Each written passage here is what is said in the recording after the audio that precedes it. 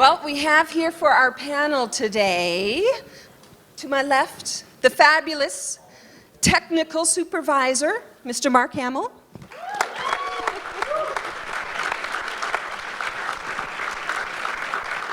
Our supervising animator, John Cars.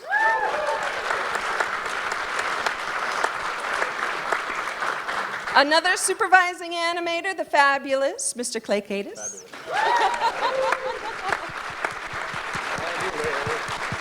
And the brilliant art director, of course, Mr. Dave Getz.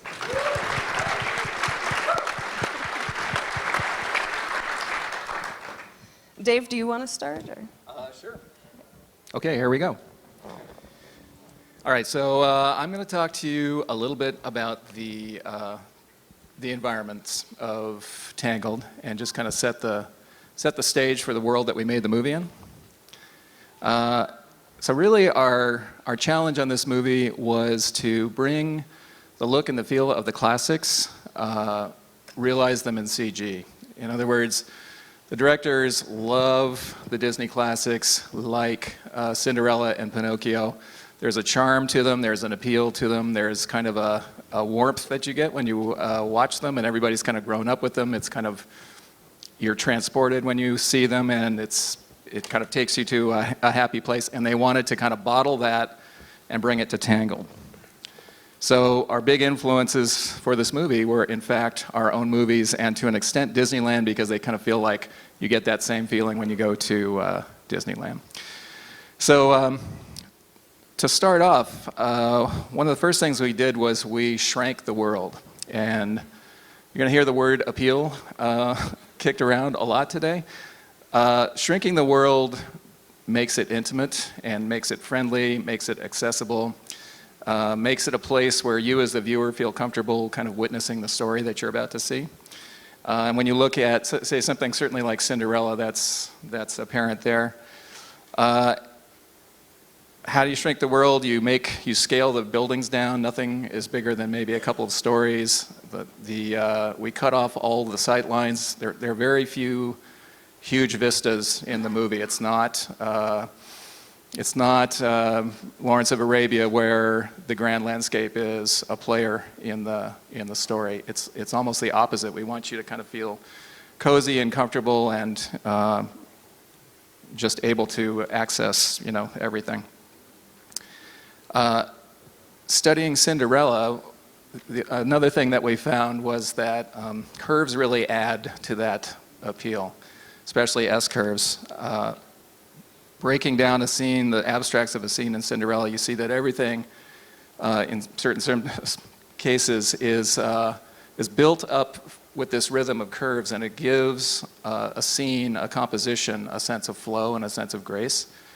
And they also had, I'm one behind here. They had a shape language, a shape vocabulary that was totally built out of recombinations of kind of the same curves. And when you put it all together, you get this other world. It's got its own kind of internal logic. It's consistent all the way through, but it's romanticized, it's stylized, and it feels like a storybook, which is what we were shooting for. So here you see some shapes used in Cinderella at the top. In this case, I was talking specifically, these are pages from the style guide, I was talking specifically about kind of foreground overlay shapes and how we adapted that for a viz dev piece. Here you see the viz dev piece a little more clearly. If you can kind of see through to the abstracts there's a lot of those same kind of swooping, kind of French curve type of shapes happening there. And then here's how it translated into the movie. So there are some things that happen when you realize things in 3 dimensions, a softening of the shapes to a degree, but our aim in the movie was to push those as hard as we could.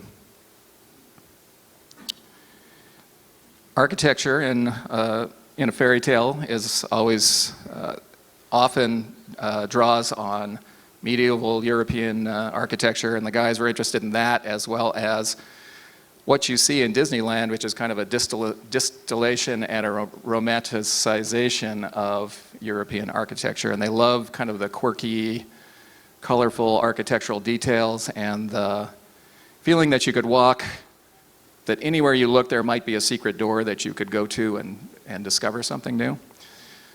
Here's how our tower looks. We have one tower, not four. This is four views of the same tower. But you can kind of see some of that, kind of that romance kind of built into the way the tower's been designed at the top.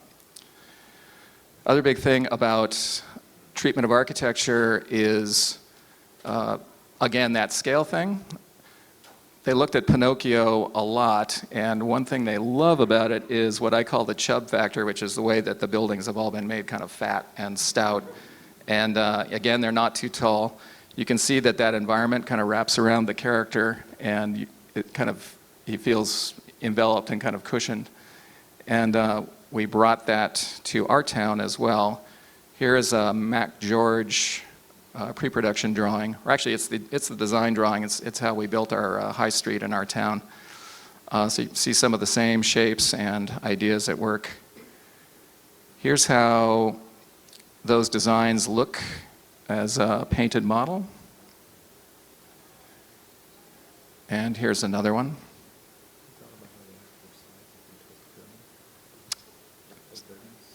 Oh, that's true. Yeah, John's reminding me. One thing we did just for economy was we built X number of buildings and then made sure that they were different from side to side so that you could rotate them and basically get a new building every time you rotated it, which came in really handy later as we were trying to populate the whole island. You guys don't know there's an island, but there is. Had to fill the island with buildings. It was nice to have that variation. Here is how the architecture and our town design kind of play out in the movie.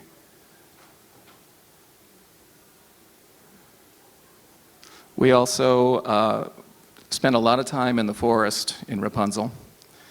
And again, the influences are the same. If you can see the Legend of Sleepy Hollow image up there, the style of those trees, which is this very kind of simplified, snaky-esque curvy limbs, that was something that the directors really wanted to go after.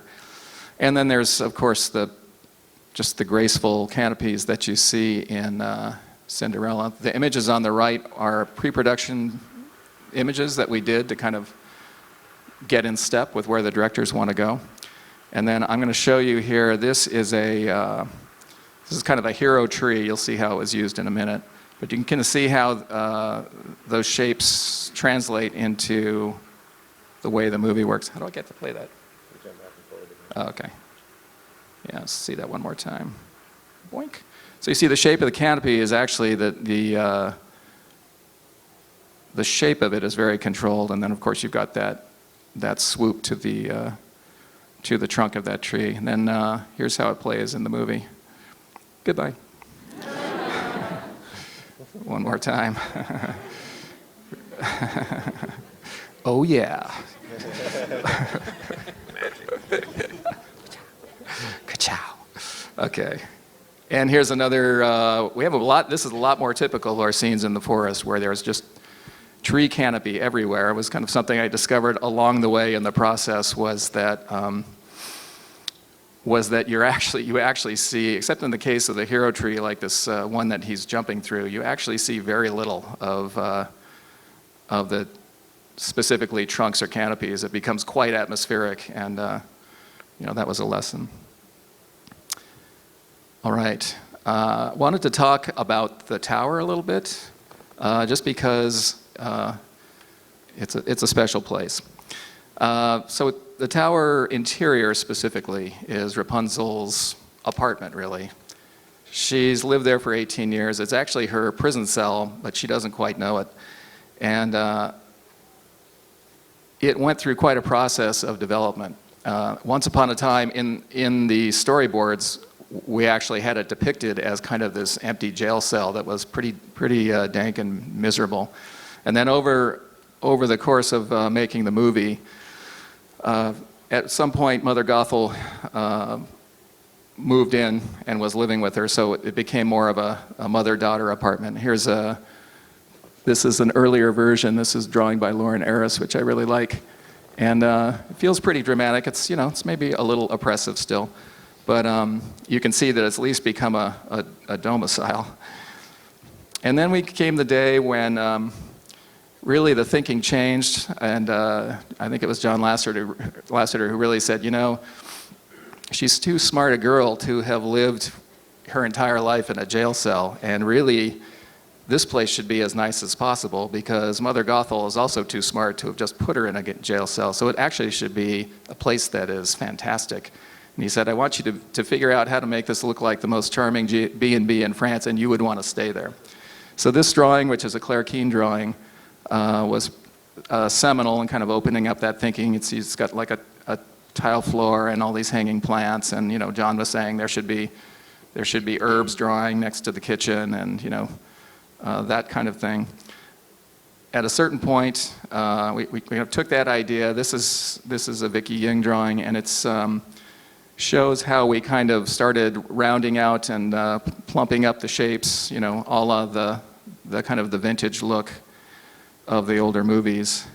And then this is how the thing looks in grayscale with the set dressed, and you can see we spent a lot of time working on the kind of the interior logic of how they would live there. Like, here's where they make the food, and so here's where all the the sugar and the beans and the rice are kept, and then on the other side is where they do the dishes, so the dishes are over there, etc. Of course, all that kind of went out the window when you're actually making the movie. They're not necessarily doing any of those things, but it's nice to have it figured out ahead of time, and if anybody looks, it gives you a feeling that that they really know how to live. It's like living on a boat. It's not that big, and they know how to live there. But the thing that makes the tower unique are the murals that are in it. So the thing is, Rapunzel is bright, she's smart, she's also she's artistic, and she observes the world around her, and then she records her observations on the walls with paint. So these murals are really kind of a journal of what she's seen every day, starting from when she's a little kid. We have some paintings that are just kind of scribbles, but starting as a little kid, it's kind of what she's seen every day for the last 18 years. And after 18 years, she's kind of filled the place up and has nothing else to paint, no more space, no more room in the sketchbook, which is kind of a metaphor for the fact that it's time for her to get out and move on. These were designed by Claire Keane. What I love about them is that they are the kind of the visual, graphic picture of Rapunzel's personality. You kind of see who she is. It becomes her handwriting, and you just see a picture of who she is, which is kind of like she's like the light in the room. There's kind of joy to these things, and that's kind of who she is in the movie. A lot of the movie is spent. Here she is. Here's a lit scene from the film, so you can see the murals on the wall back there. Good deal of the movie is spent with this kind of warm, glowing light, sunlight filling this tower, and it fits the story, but it's also an expression of who she is. And with Mother Gothel, not quite so much. Things might gray down a little bit. Here's some other shots. You can see how she's painted on everything, and that pillar on the right, you can see those are the scribbles from when she was a child. And not sure why I put this in, but you do see a little bit more. Oh, here's how she maybe sometimes gets some of the painting done in those hard-to-reach places. Anyway, yeah, and I guess for me, what I like about this is it really makes it, these murals really make this tower a reflection of her personality, basically, which is something you're always trying to do in animation whenever you're designing an environment. And that's about it for me. And now is John and Clay coming up. Hello. Hello.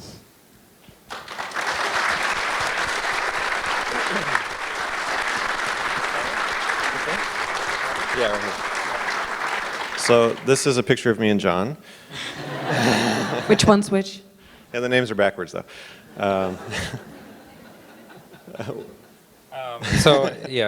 We both done presentations on this, and we're gonna compact this down to like 10 minutes. So keep your eyes peeled. There's a ton of stuff. We're gonna blast through it really quickly. Yeah, and the first thing we just wanted to talk about was just Glenn's involvement in the movie. He, 14 years ago came up with the idea of doing this movie, and he's worked alongside of us the whole time. He's in Australia right now, so that's why he couldn't be here. But just the fact that his influence touches pretty much every frame of this film is something that we can't understate. Yeah, and I think when I first came on the picture, you can go to the next slide. Like, there was this kind of implied pedigree about this movie that Glenn was involved, and he had this legacy of going back to all these other characters that he created. But the job at hand was to make the CG version of a Glenn Keane character. And how the heck are we going to do that? Because it's okay to you can just model things, but to model them that well so that they really work from all angles and have that kind of expressiveness, that's a tall order. But this is the kind of the one of the later designs of her. She started actually looking much more realistic. Yeah, this was a turnaround for a maquette that Kent Melton sculpted. He's actually doing demos outside today. But this was a point where her design got a lot more caricatured. It was originally more realistic, and the waist got smaller, the head got bigger, the eyes got bigger. We were pushing Glenn to go more towards that classic feel.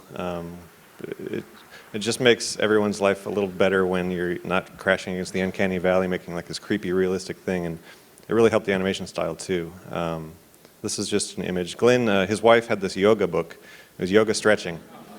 So Glenn, it was like a video or something. I think it was a book. But he comes in after 1 week and he's like, "Hey, I did all these drawings off this book." And so this is Rapunzel doing all these yoga stretches. And it's funny because when he's drawing so much, he said for each one of these drawings there's about 6 that are on the floor. And he said, I mean, you could just tell that he's really loosening up and finding the character here. And this was really like the max charm, I thought, in terms of proportion. It really clicked. Yeah, his redrawing, he would just like redo the proportions, like just play with shapes, and he did a lot of analysis. You can see, like, if I can do this one over here on the middle left, he's kind of breaking down the muscular shapes. So he was saying even if they didn't flex and move, if you can build these little like shell shapes of her torso and her arms in the right way, that no matter what you do, it's going to look right when you pose it. So he's really like breaking down like, okay, what are the limitations of CG? What has been missing? And it's a lot of just like his analysis going on top of what we do. And then so we took all these and we gave it to the modelers, we gave it to the riggers, and we're saying, look at the way the shapes, like, they come and go, like her butt, for example. It might be there, but when she kicks her leg forward, it goes away. So where does it go? Like, we have to get these things to work organically.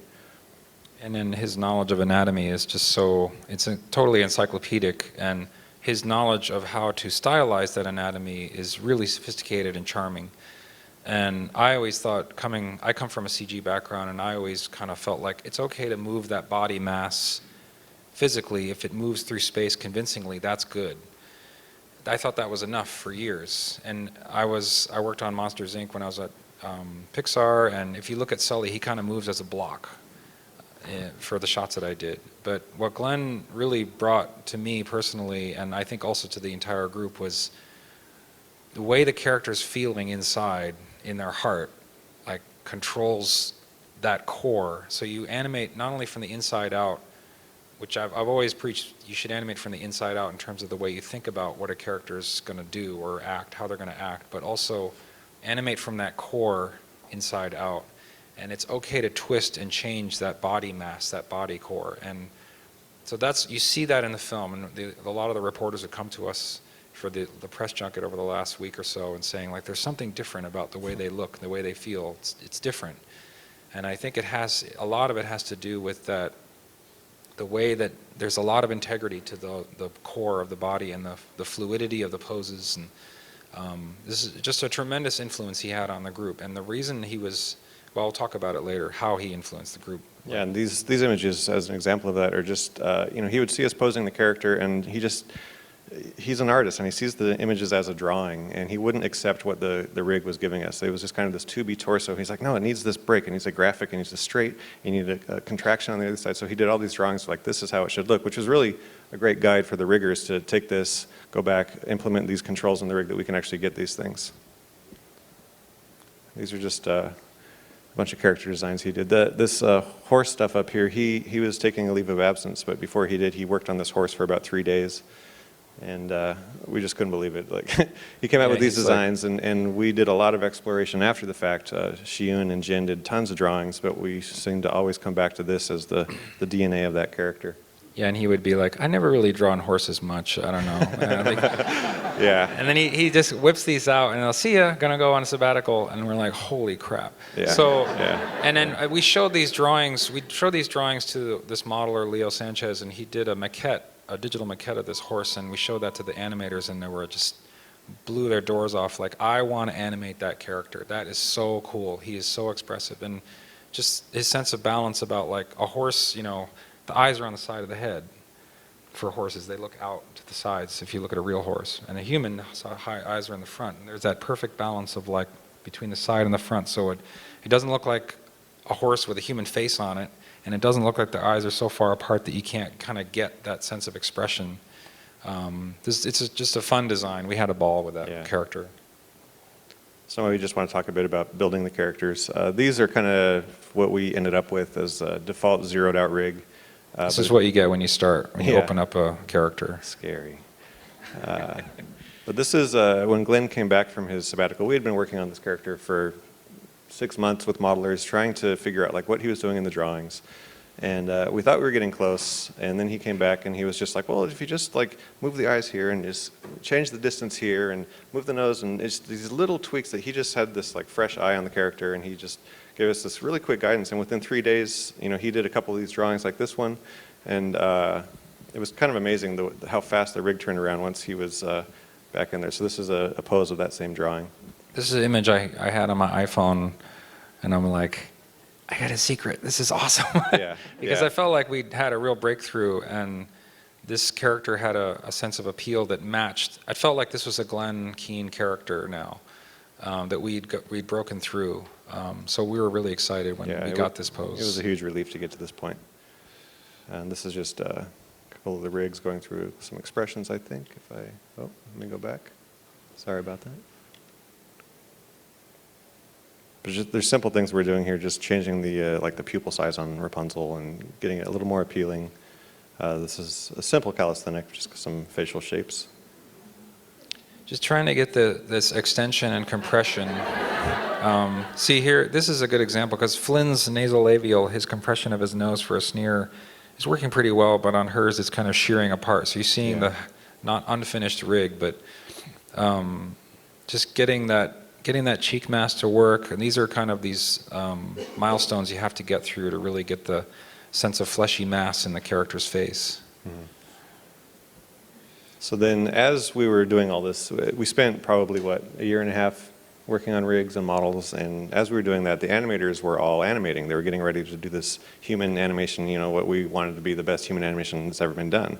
So let's go through here. So these are some Shiyun drawings of some early Flynn designs, but a big thing was just, you know, simple tests of having a character stand there and turn around. You know, that was a very hard thing to do. We all did it, the entire crew did it. It didn't matter how long you'd been animating or how long you'd been there. It was just like, do this and make it work. And it was like turn the character around or have the character sit down or stand up and just do it in a way that felt believable and had weight. And it's just such a hard thing to do, especially in CG. This was just a walk test that Jason Anastas did. Let's see, do we have sound? Function. So we wanted to get the animators to get to a level where the physicality of the way humans move around, the way they walk, they sit, they stand, they turn, we wanted that to just be like a baseline, a standard that they could just build on top of that. Because if you didn't believe that they were there, if the audience doesn't trust that physicality and just let that kind of, just accept that, then you're kind of distracting them. So you want to have that really strong foundation of physicality, and then on top of that you can layer the acting. And This- I was happy. The animators were already a lot further ahead than I thought they would be. Yeah, they started off on a really good foot. This is a test by Tony Smead. And you can see here he's drawing the hair on top. It's just this tool we have where you can draw on the images, and it's just a hand-drawn thing. But we did this a lot just as a shortcut to say this is what we're thinking. We would show this kind of stuff in dailies and then also pass this along to the sim team so they could sim the hair and match what we're doing. If we didn't do this, if you mimed this stuff with your hands, they had no idea what you're doing. They'd think you may just be swinging your hand around, but she's actually grabbing the hair and wrapping it around. And this is just another animation test. Alex Cooper-Schmidt, he's a longtime Disney 2D animator, and he's been doing CG for a couple films. And he's kind of our in-house horse expert. He did the horse in Mulan. And so we kind of pulled him on the movie for this specific purpose, just to really help us get the horses worked out.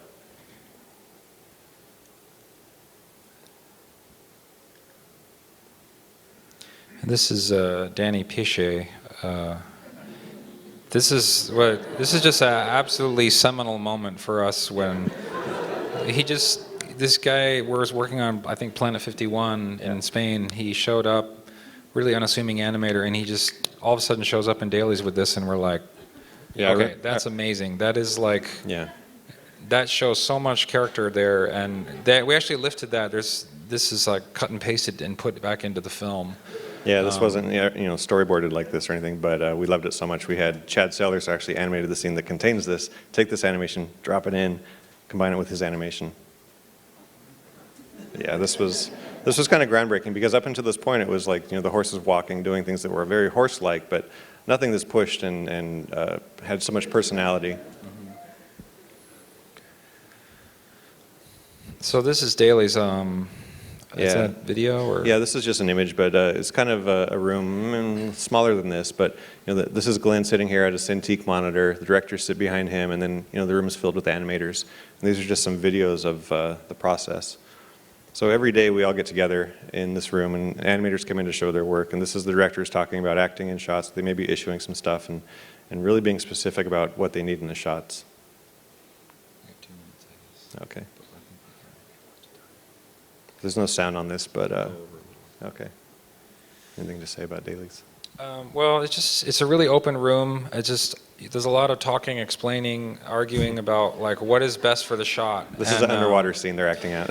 They have the directors that are just really, really strong directors. They're really good at kind of reaching back through all of that technology and finding out what's in the heart of the character. What are they thinking? What's the point of the story?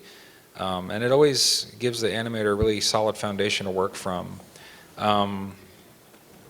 As they're explaining all this stuff, Glenn is watching them. Yeah. He's turned around watching them intently. And then he draws it. And he draws it 10 times better than you could ever imagine in your mind's eye. And so he's always making the expression that he's drawing. So he's making the expression even more than what he's drawing. But, Yeah. This isn't. We didn't set this up. He's actually doing this. I have like almost like 40 minutes of little snippets of him drawing like this because I sat in this particular spot every dailies, and I would like, oh, this is gold. Like not only do I get to watch him draw, but I get to watch him make all these faces. So.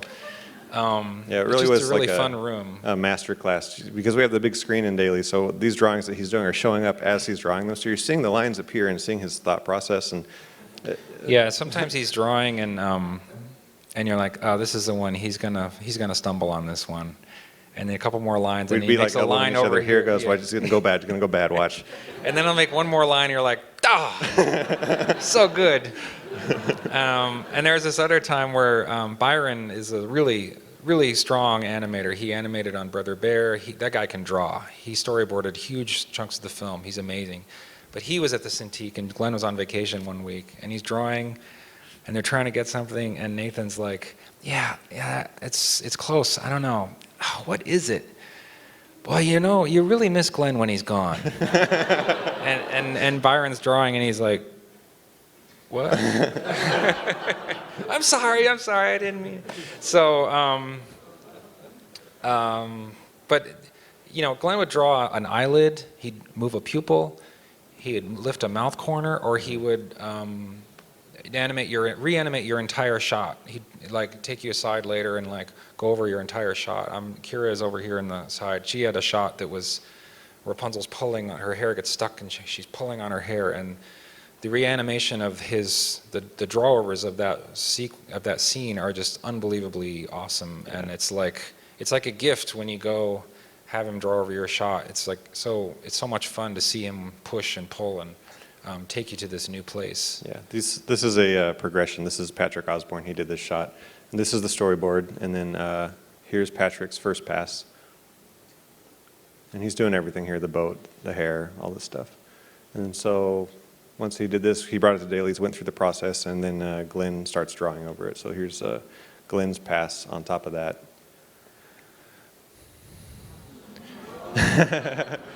So Patrick's was great, right?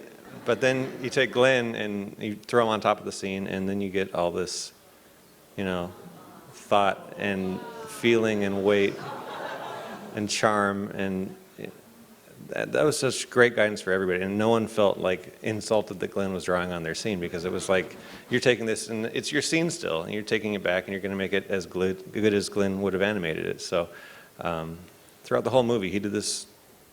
At least 80% of the shots he was drawing. He did thousands and thousands of drawings on this movie. Yeah, and it's like if your shot isn't being drawn over, you're watching other people get their stuff worked on. So as a group of 50 animators or so, it's kind of like osmosis. After 3 or 4 months of this, they start thinking differently. It really changes the work like on a fundamental basis.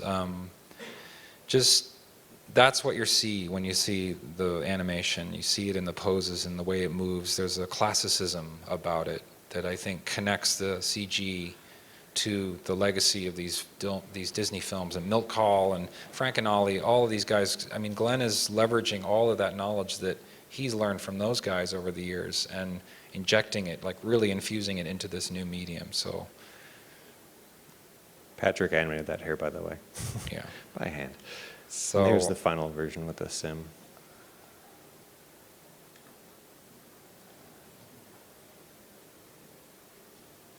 We're kind of running out of time. We're going a little long, so we should jump ahead more into Mark's part of it. You want to?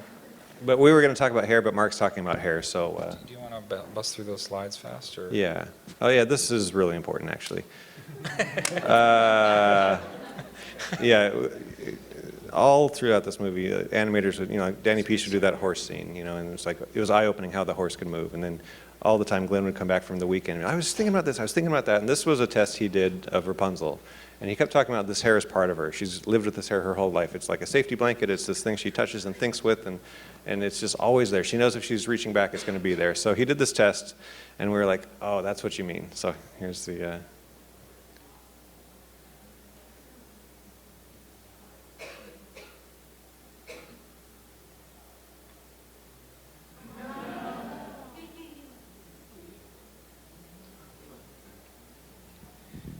Yeah, and I think the technology group, people doing the hair sim, I don't know if they thought it was the thing that dragged behind her or not, but he was adamant, like, this can't be the thing that drags behind her. This has to be something that she touches, and it has to be artfully designed, and there has to be interaction with this. It's part of who she is, and it's an expression of who she is.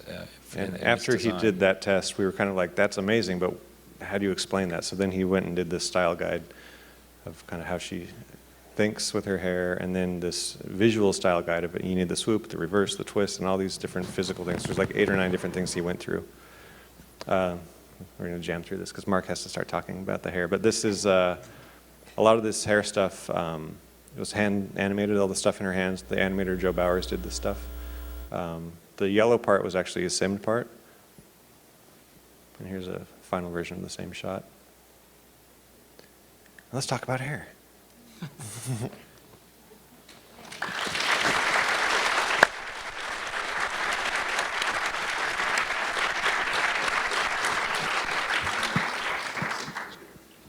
Hi, so I'm Mark Hamill. I was the technical supervisor for Tangled. So my job was really to oversee all of the technical aspects of the film, of which there were a lot. There were a number of technical initiatives that we undertook for the film. But one of the biggest ones is the one we're going to talk about here, which is simulating Rapunzel's hair. As Clay mentioned, there was a lot of hand animation of the hair, but that wasn't something that we could do in every shot of the movie. That just would have been too labor intensive. So we needed to simulate the hair. And for a lot of it, there was no reason why the animators should have to hand animate. There are ways that we can help that out. So, simulating hair is known to be a difficult problem. There's a lot of computational complexity with hair. There's a lot of interaction. Hair, even for a regular person, it brushes up against one person's shoulder. Hair itself collides against itself. You run your fingers through your hair. That's a lot of computation involved. And in Rapunzel's case, the problem is further exacerbated because she's got 70 feet of it. So it interacts with the environment and wraps around chairs and things like that you can see. There was also a specific art direction to the hair. The directors, the animators, Glenn, had specific ideas about what that hair was supposed to do, and that wasn't always a very realistic thing. As you can see, the volume of the hair actually kind of changes as along the length of it, which is not realistic.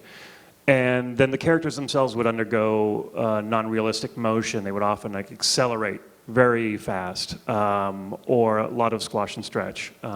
Things that the physics wouldn't normally know how to deal with. So we really needed control over the motion that was created.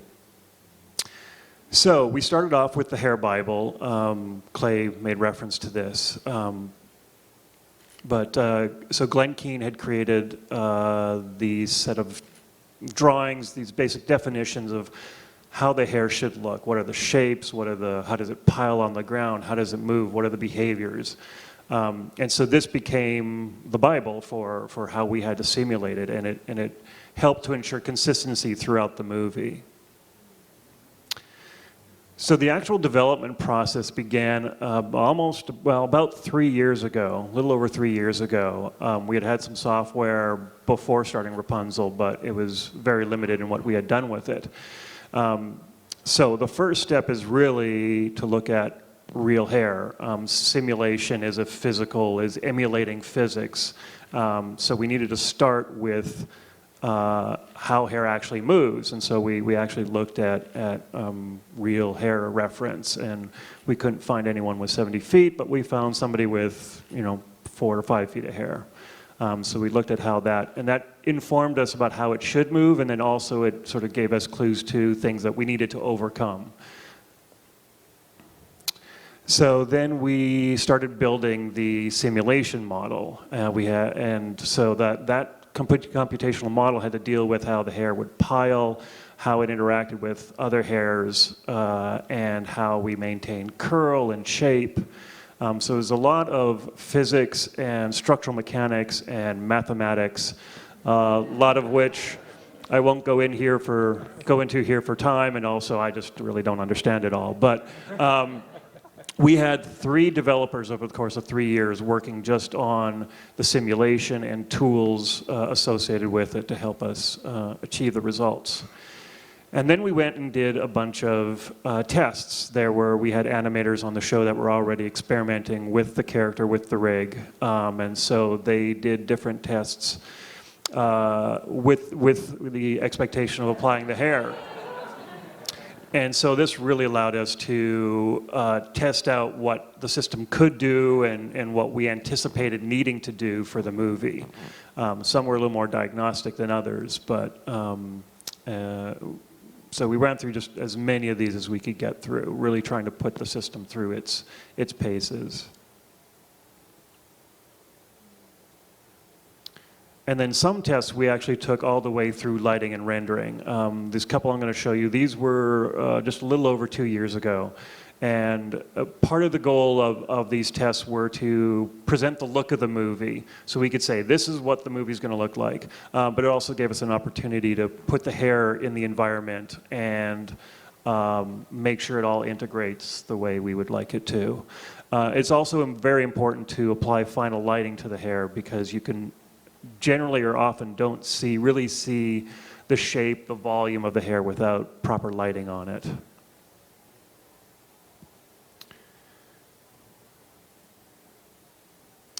So then we go into, once we had the rig and the simulation all basically sort of figured out, mostly anyways, we get into the shot production process. So for each shot, again, this was mentioned earlier, there would be a draw over by the directors, by the animators, by our hair animation lead, indicating where the hair should go. So the placement of the hair was very deliberate. None of it was accidental or incidental. So there was a very distinct direction to it. And so then the character TDs would try and match that with the simulation. And, you know, we couldn't always hit it 100%, but it gave clear direction for what we needed to do.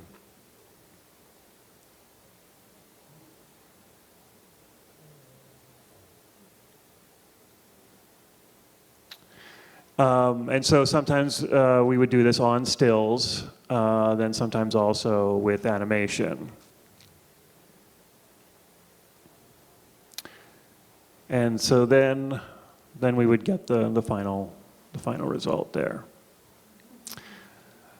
But it's just not a one step there. We would actually iterate quite a bit between animation and simulation. We had the draw-overs, we had an indication where the hair would go, but simulation does do its own thing sometimes. So in this example with Rapunzel walking around the chair, once the sim of the hair had been done, the animator had to go back and modify her footstep a little bit to make sure that she's stepping over the hair and not through the hair.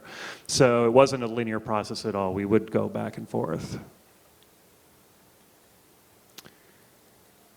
And there are over 100,000 hairs on the human head, but we only simulated 173. 100,000 is just way too computationally intensive to hit. So, we only simulated 173. Now, fortunately, hairs move very similarly to the ones beside them. So we could actually take the 173 and then in the renderer expand that to the full 100,000 plus by using that similarity, adding new hairs and having them right along with the ones we actually simulated. And again, then we would have a fair bit of back and forth between the simulation and the render, so we could see how those expanded, those additional hairs were behaving. And if they weren't following along correctly, we had tools that would allow us to go and modify them, pluck hairs, redirect them.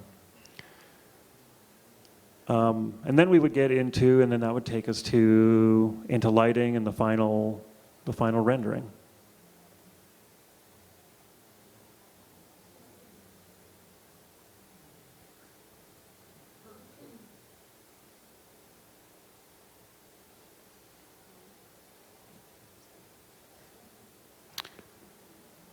And so that is a very, very quick overview of 3 years of development and effort.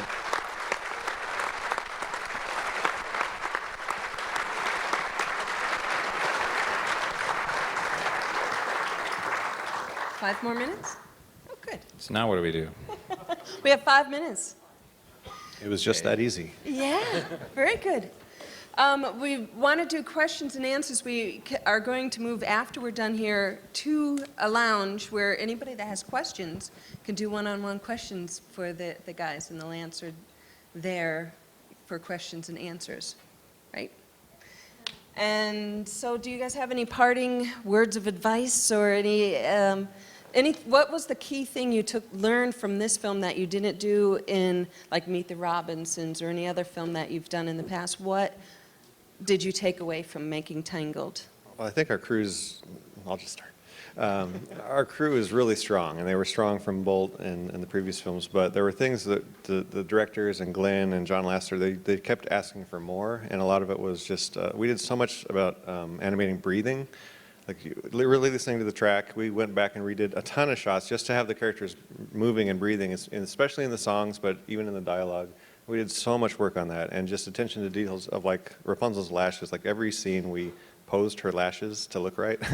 And that was a ton of work, but it was, I think in the end, a really good thing to do. It paid off, and you can kind of feel that like there's this extra detail lavished over every scene. It was just pushing it, beyond what we thought was great. It was Glenn was pushing us, the directors were pushing us, the animators were pushing each other, and it was just this continual climbing. I remember you would say, it was about 8 months ago, you used to say, Clay would say, we'd work on movies here in the past, maybe when I came here, like, Clay has been at Disney for 14 years, and he said he worked on these movies where you'd see it in storyboards, and you'd see it in layout, and you'd see it in animation. It wouldn't change. It would just kind of get done, and it wouldn't get any better or worse. It would just kind of be, and it would be done, and then there would be. And I think John Lasseter, I really give him credit to how he made it. He made it very clear that it's okay to make it better as you go, and not only to make it better, but to push really hard. And I remember when I worked at Pixar years ago, working on A Bug's Life, the storyboards were like little Peanuts characters talking like in profile, and then it would come out of layout, and it was like this three-dimensional roller coaster ride. And a lot of that was John just like pushing the hell out of it as he went through the process. And I think in particular Nathan and Byron, Nathan especially, there was this moment, I don't know when it was, but about a third of the way into the production that I think they both really got this idea, they realized they're allowed to do this, to just keep pushing from one department to the next and make it better and better and better. So there are these sequences that you would see in boards, and then they'd come out of layout and they'd be even better, and then they'd get redone in animation even more. And I mean, by the time it came out of lighting, it didn't even resemble what it how it started, and some of them just ended up being really electrifying sequences. And I think that's kind of emblematic of the film. Everyone was just pushing, and just learning that it's okay to push and take it all the way was something I really took away from it. So. Well, I think in this particular case too, you learn that it really did make a difference at the end, because I think everybody felt like, I mean, you just got pushed harder than you've ever been pushed, and at the end, it wasn't just one department or two departments, it was every single department, like plus their game. And you kind of look at it and you kind of go, well, I'm not sure what it is that's making it be this way, because it's everything. It's kind of hard to put your finger on any one thing. It's kind of everything, I think. Yeah, and it's really true for the hair. I mean, I don't know if you can appreciate how complicated that was. And if you go back and look at other movies, any movies, our movies, everybody kind of avoids dealing with the hair, or there's an interaction maybe once or twice during the movie, but because it was just so complicated. And when we started this one, we could have had her hair tied up in a braid the entire course of the movie or something like that, just to avoid the issue. But this is Rapunzel. We're not going to do that. And it was pretty scary to begin with, because there was so much that we had to do that we had never done before. And yeah, we just kept pushing it, but a lot of pushing, but with a lot of encouragement. A lot of belief that we could make it. And for those of you that get to see it tonight, and if not tonight, next weekend, I think you'll appreciate the results. I think it's certainly the best movie, clearly, that we've ever made. I know I'm going. Okay. Well, thank you very much. Thank you. Oh, you got one more? You have one more thing? Just one last little clip here for you. It doesn't seem like the sound's on, but...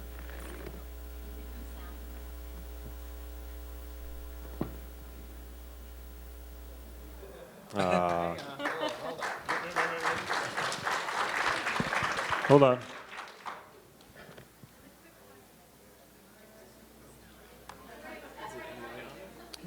Yeah, it's right out here. Oh, wait, it's down there. You'd be able to hear the clicking. Yeah. On the clip. All right. It's on that screen now. Staying on the other monitor. As you're watching this clip, just one of those things where, like Mark's talking about, like first they got the sim to work.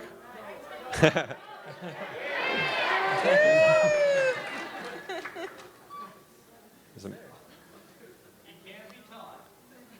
It's all hooked up right. It's just not coming through. Anyhow, on this clip, let me go back here. Can this work? There's my cursor. I'm watching this over there. Closer, closer. So can you jump back to that clip? Watch her turn her head over. This was like impossible. Today is kind of the biggest day of my life. And the thing is, I need you not to get him arrested.